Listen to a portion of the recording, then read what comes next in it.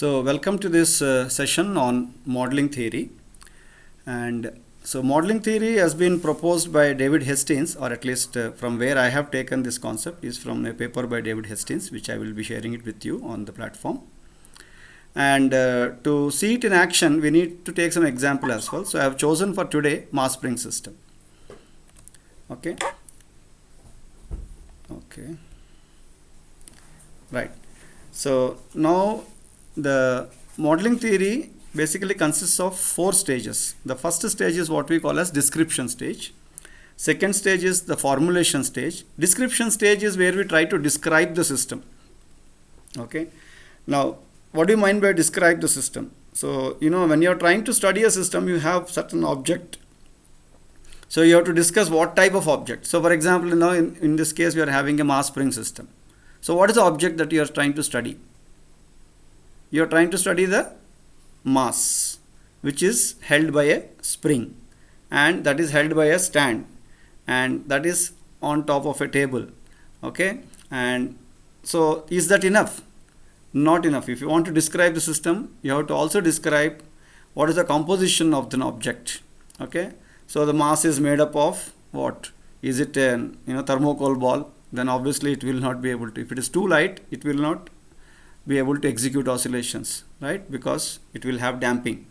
So we have actually tried to describe the mass. So what is the composition of the mass? The mass is made up of steel, like that. So we should discuss the object in terms of what type of object we are considering, what is the composition of the object, and then what are the variables that describe the object. So when you look at a person, right, what are the variables that describe person? The height, right, and the build. So we say the mass of the person, the size of the person, like that, the mass of the object, the size of the object, right? So those are all variables that we need to discuss. Then we have to describe the system, means we also need to understand the interaction. So like this, you have to first ensure that you completely describe the system that you want to study. So interaction again has 3 parts to it. Okay. The type of interaction that is happening, the agent of interaction, and the interaction variables.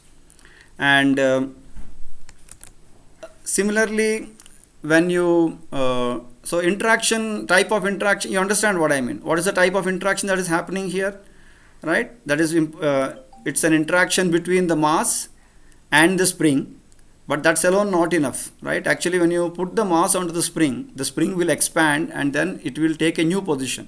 Why does it happen? That's because the mass actually is also attracted to the Earth's gravitational field.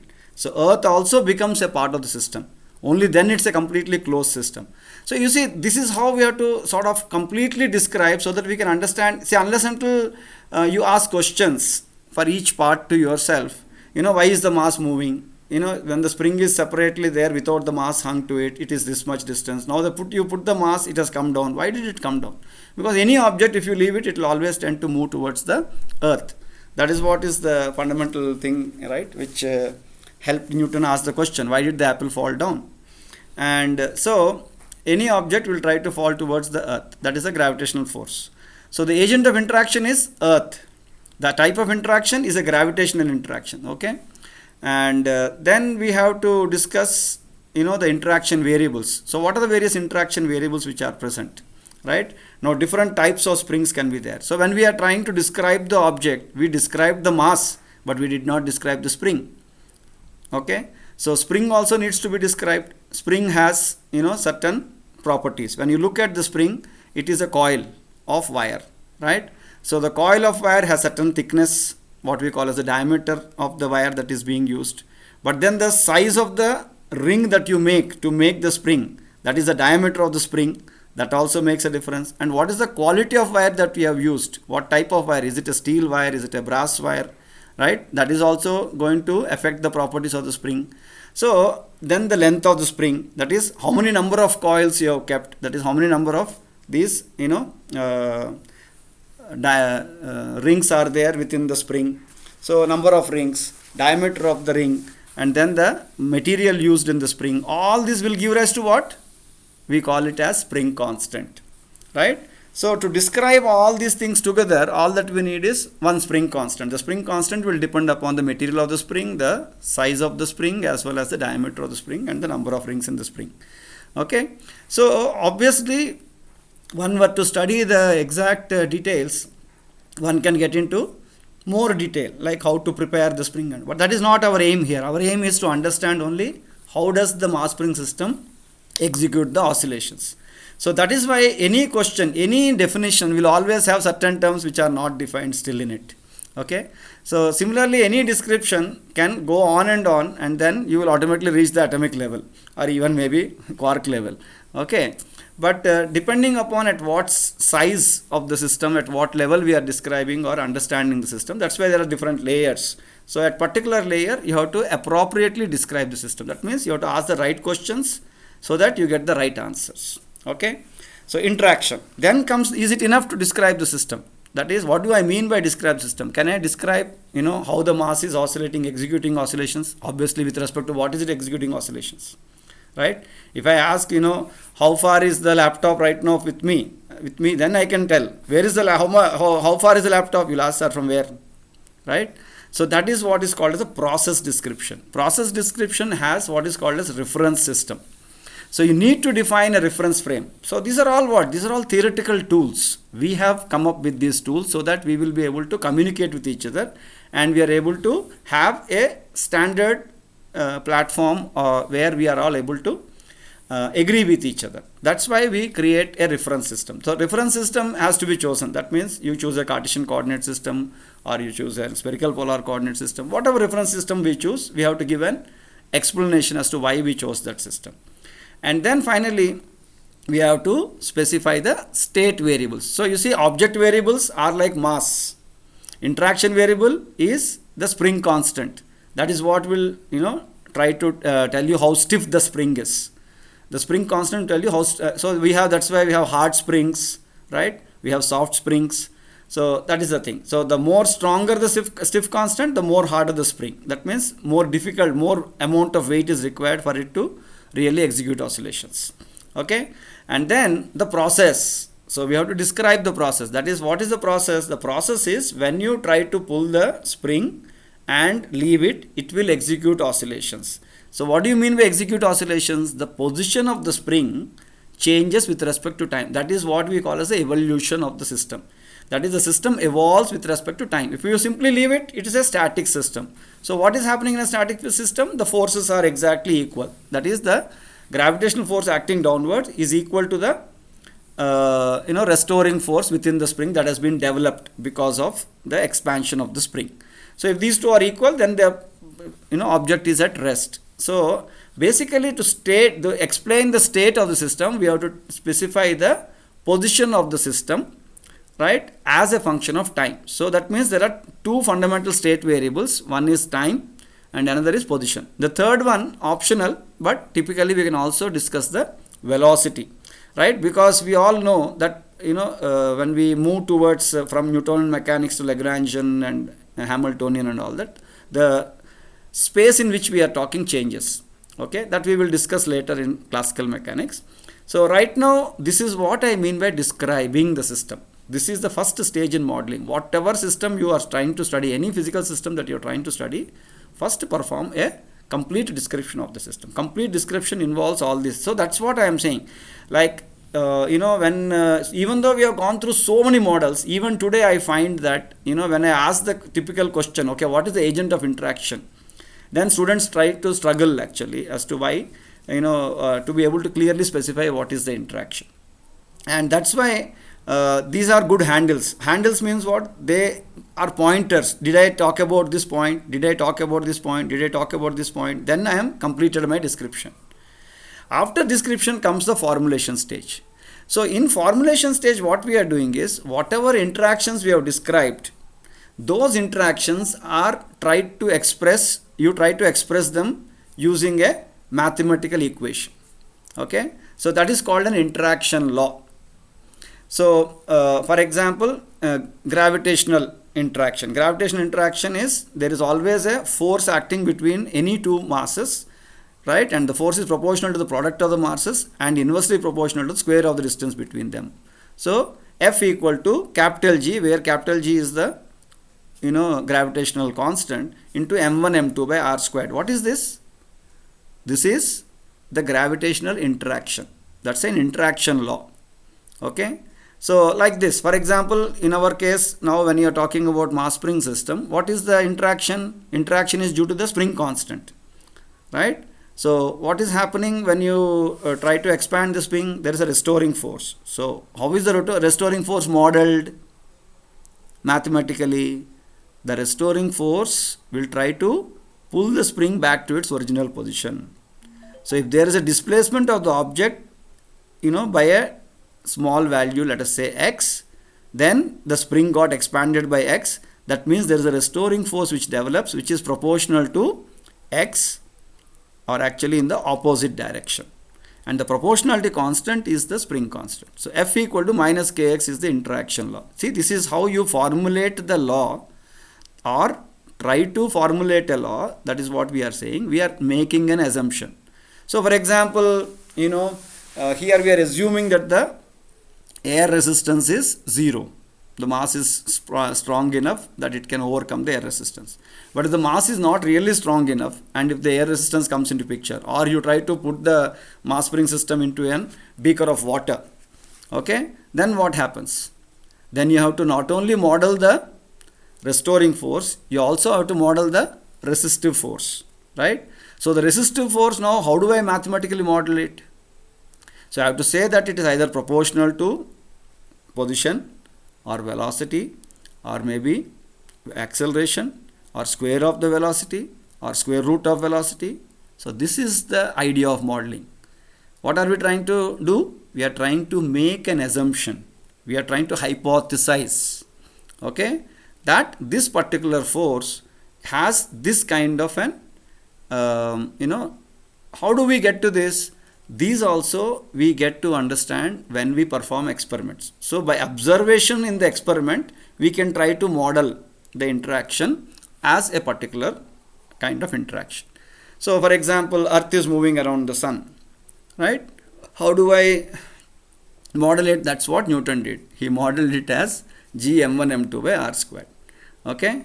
So how did he do that? That's because of Kepler's laws. The empirical relations were there with him. And based on those empirical relations, he tried to understand what is the formula that exactly fits it. Okay, so 1 by r squared, they are all fitting in 1 by r squared. So that is how you can try to slowly develop the model based on the experimental observations, right? So first thing that we have to do in formulation stage is hypothesize or provide an interaction law based on our intuition about the process that is happening in the system, and also based on experimental observation. The second thing is the dynamical law. That is the beauty. Dynamical law is what is given by Newton for classical mechanics, F equal to m into a. This describes the dynamics. That is d squared x by dt squared is equal to the net force acting on system. And force, where is it coming from? It comes from the interaction law. So whatever interaction law we are proposing, those interaction laws have to be integrated with this particular dynamical law, and then you have to specify the initial conditions for it. Then comes your entire mathematical model that formulates the problem. Then the third stage is what generally is done in the classrooms very, very often without giving much emphasis on these two, and that is ramification stage, where we try to solve the differential equation. Typically, most of the time, what we will find is we will have an equation of motion, which is second order differential equation. Okay, so it could be an ordinary differential equation, as in the case of Newton's second law. If you go to a heat wave equation, it could be an equation in both the position and time. If you go to Schrodinger equation, when you go to microscopic, again it's a position and time. Then of course we separate the variables and try to obtain the time independent Schrodinger equation that we solve. But these are all the various dynamical laws. Okay, something, what do you mean by law? We will come to it, okay, later on. But right now, why I am focusing only on this particular thing, even though, because this is also required for our advanced class computational physics lab. So that's why we are going through this. And finally, we will obtain from ramifications. What do we get? When we solve the differential equation, d squared x by dt squared, we will get x as a function of t. So x is what? It is the state variable. So the state variable is obtained. But most of the times, the position might not be available to us from experiment. Say for example, you take the mass spring system. What is available to us from experiment? Manually, if you try to do the experiment, what is available is only the time period, right? As the mass is executing oscillations, you time the amount of time, you take the time taken, you take the time for performing 20 oscillations or 30 oscillations, whatever it is, right? So from that you get the time period. So that is not available directly, but when you solve this x of t, from that we can try to understand what is the time period. So that is an emergent property. Okay, so even though certain things might not be directly available from the solution, but one can derive them. They are derived quantities or emergent properties. Those emergent properties can be validated. That's the last stage. The validation stage is where you try to validate what we have predicted from theory with what is obtained from experiment. But in both the cases, we should try to define the amount of error involved. So when you try to calculate time period, you try to calculate the time period maybe 5, 6, 7, 10 times and then obtain the mean value and the standard deviation. So that is the experimental time period plus or minus the error, that is the standard deviation. Similarly, when you try to propose the time period from the solving of the differential equation, then also we have to accordingly provide an error. And if there is a match between these two, then we say that our theoretical model explains the experimental observations. So if you remember the scientific method that I talked about, the most important aspect of explanation comes only after performing the whole experiment, right?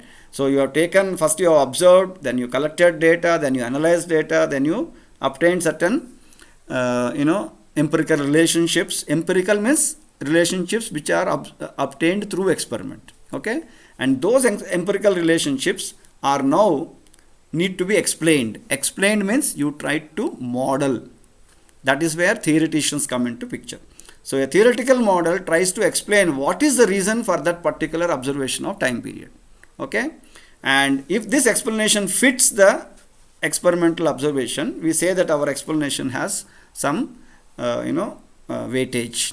By chance, if it doesn't fit, then we can go back again. Okay, if there is no overlap between the two, then we say that, oh, we did not take into account air resistance. If we add that, maybe we'll get that air resistance. Now we'll model as V, proportional to V. Maybe it does not match. Then we'll model it as V squared. Oh, now it matches. Okay, in this particular case, the friction or the resistance due to the medium is proportional to V squared. Okay. So sometimes it is proportional to V, sometimes it is proportional. Dry friction is proportional to square root of velocity. So like this. So this is what is the modeling. The game of modeling is all about trying to ensure that we are able to give the right hypothesis for the interaction. Okay. So everything boils down to understanding the interaction, which is responsible for the dynamics of the system. Okay. So that is a very quick overview. Now we will try to run through the slides. Okay, so where it went off? Yeah, I think I clicked on the validation stage, so it went off directly to validation stage. So this is what I was trying to tell you. In the description stage, the object type, object composition, object variables. Okay, so type of the object is a mass is attached to a spring, and actually it is attached to the bottom part of the spring, and the top part of the spring is attached to a stand. So that's why you should look at a regular apparatus, and then the stand is placed on top of a table and the table is on top of the earth. That completes the system. Okay, composition, yeah, the mass is made up of steel or brass and is assumed to be a point mass. That is no internal structure. That's why this is what is clarifying, that I am not going to get into the detail. I am going to consider it as a point mass. So this is an assumption. Spring is also made of steel and is considered to be a soft spring. That means low stiffness. Then only oscillations are easily possible. Okay. So see, lot of things we are trying to clarify when we are trying to discuss. And similarly, variables, yes, mass of the body that is being hung.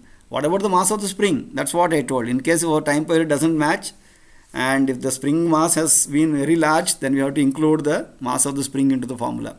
Okay. These are the beauty. So what happens is experimentally you get some time period. Theoretically, when you do not, initially you can neglect the mass of the spring. When you neglect the mass of the spring, if the time period along with its error is not matching with the experimental time period, then you will start questioning, oh, what happened? Something went wrong. Did I miss out something? Yeah, I missed out on the mass of the spring. So how will it contribute to the time period? So again you theorize. Again you include the interaction due to that.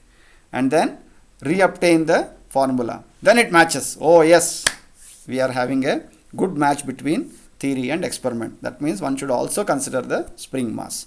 So as a first approximation, maybe we can choose this to be negligible compared to mass m. The spring is of length L, number of turns n and diameter d. That's what I was trying to explain. Right? The interaction description, second level. So interaction means what is the type of interaction? There are two forces acting on the spring, the gravitational force and the restoring force. Okay. What is the agent of interaction? It is the Earth's gravitational force of attraction on the spring. This is the agent of interaction. Okay. And the other agent of interaction is, of course, the quality of the spring. And variables. So spring constant K, that's what I said. Instead of going into the detail of each aspect, like how many rings are there and all that, what we do is instead we say that they all will result in what we call as the stiffness of the spring, and that stiffness is called a spring constant, and it's given a variable named K. Okay, it is dependent on the spring variables, and of course acceleration due to gravity g, even though this does not directly come into picture, but it does.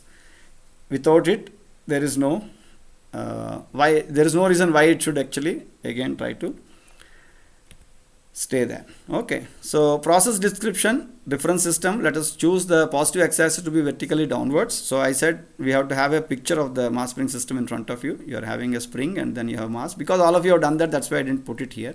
So I think it's pretty clear.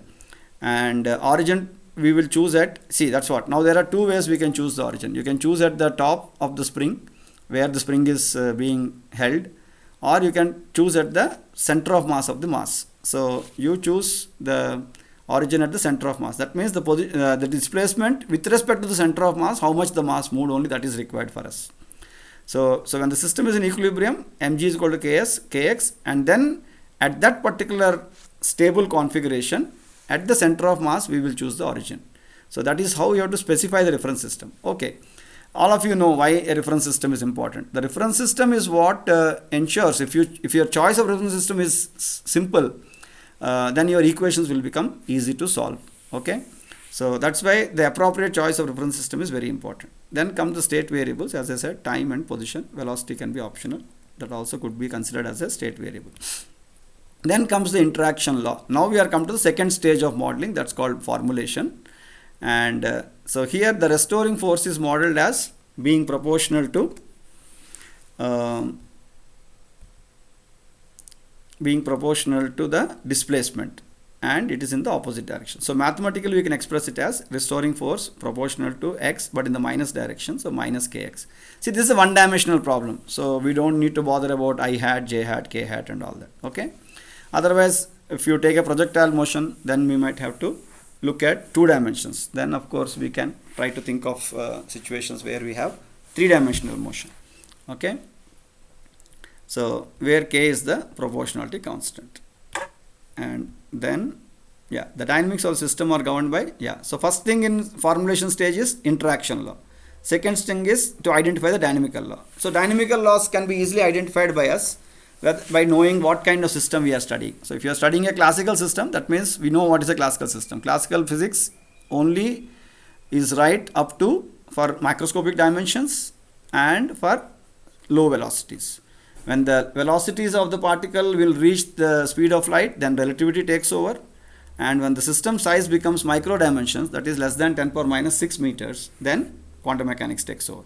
So accordingly, the equations of motion will change. So the dynamical equation of motion for classical mechanics, that is mechanical bodies, not heat systems.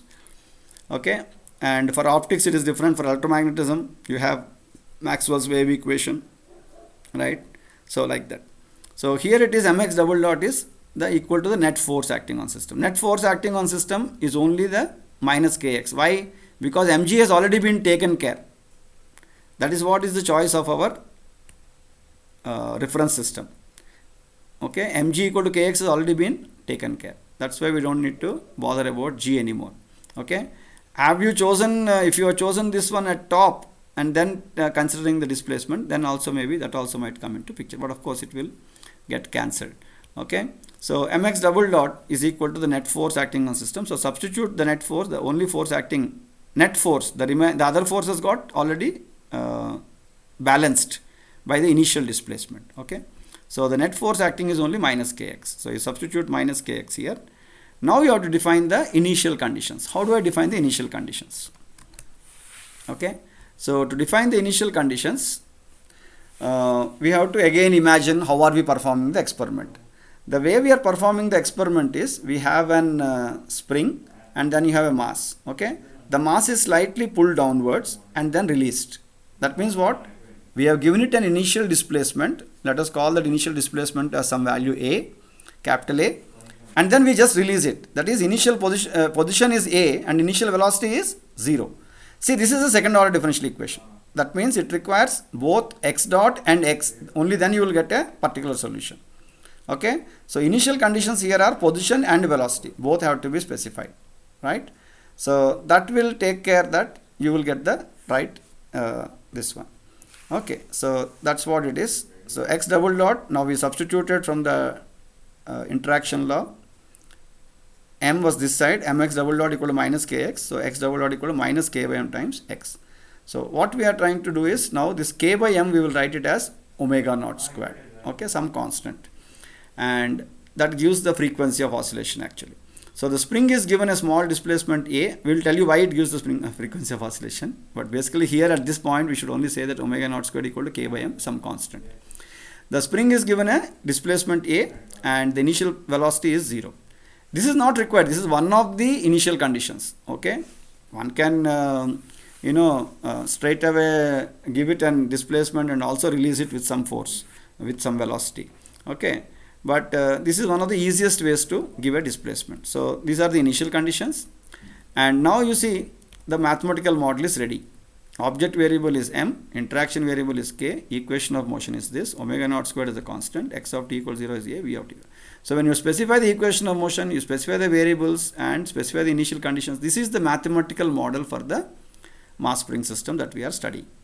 So this is how you have to formulate each and every problem that you want to study in physics in a systematic fashion by asking all these questions to yourself.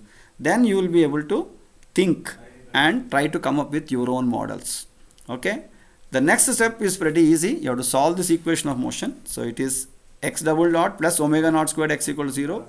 So if you, it's a simple equation. So you get whatever initial equation m1 squared equal to plus or minus,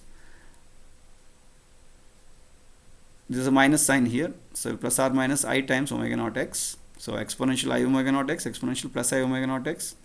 But you can write them in terms of cos and sine. So you'll get c1 plus c2. And v of t will be minus c1. You differentiate this, and this is what now you see, apply the initial condition. So when you apply the initial condition at time t equal to 0, x of 0 equal to a.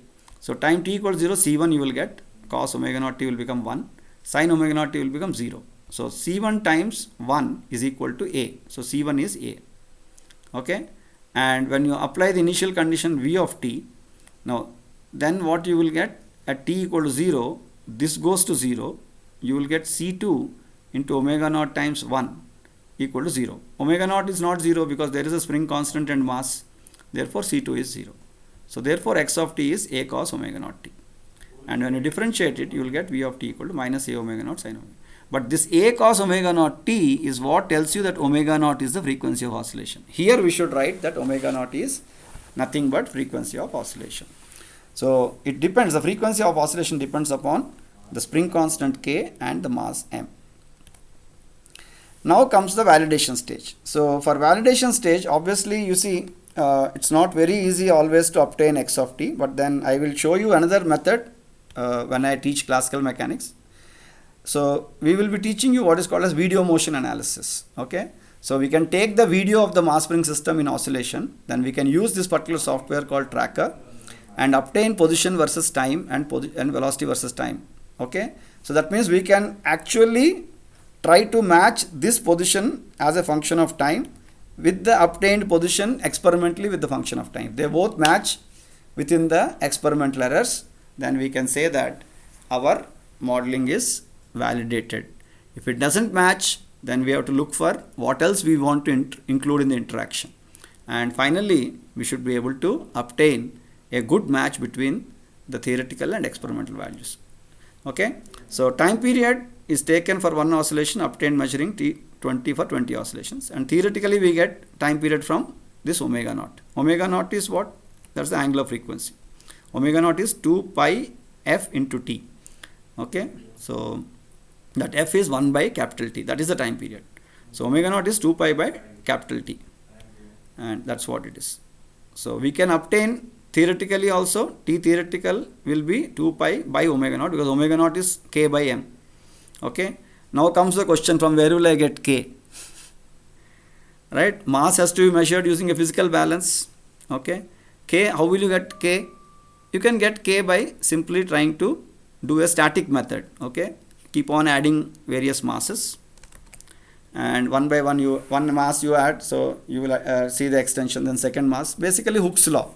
Okay, Hooke's law is what tells you that the restoring force is proportional to displacement and in the opposite direction. Okay, so using that we can obtain the value of k. So k plus or minus something, m plus or minus something. So T theoretical will be 2 pi by omega naught, where omega naught is square root of k by m, or it will go here means square root of m by k. So m has an error and k has an error, which are again obtained from experiment, but this is a theoretical formula. So you will get T theoretical's error analysis. And for this I told you, you would perform the experiment 10 times, then obtain the average value and the standard deviation. So if these two ranges, that is mean value plus standard deviation, if they both match, then your model is validated. Okay, so that is what we mean. If the two values along with their respective error margins overlap, we accept the theoretical model to be validating the experimental result. That means we have given the correct explanation as to what is the reason for that particular time period to have been obtained experimentally. Okay, so that's it about modeling theory. So what I will do is I'll just finish recording here, and then we will take questions.